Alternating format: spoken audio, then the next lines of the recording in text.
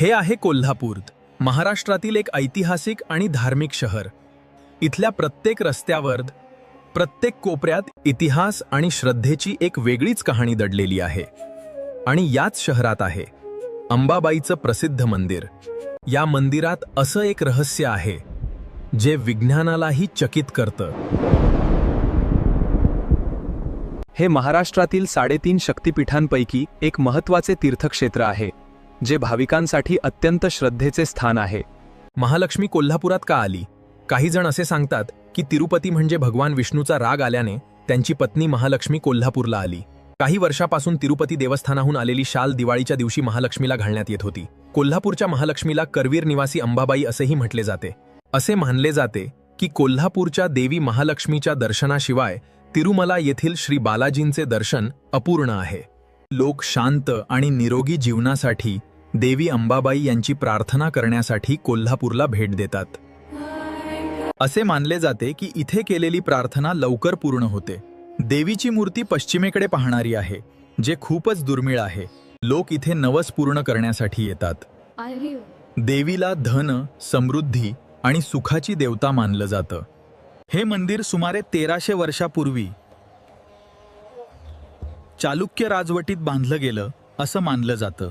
या मंदिराची वास्तुकला इतकी अचूक आहे की प्रत्येक कोणात एक वैज्ञानिक विचार दिसतो. देवी महालक्ष्मीची मूर्ती काळ्या दगडात कोरलेली आहे आणि तिचं रूप अत्यंत जिवंत वाटतं.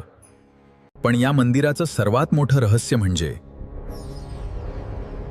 सूर्याची किरणं थेट देवीवर पडणं. दरवर्षी किरणोत्सवमध्ये सूर्याची किरणं अगदी अचूकपणे देवीच्या चेहऱ्यावर पडतात. हे फक्त श्रद्धा नाही, तर त्या काळातील अचूक वास्तुशास्त्र आणि खगोलशास्त्राचं उदाहरण आहे.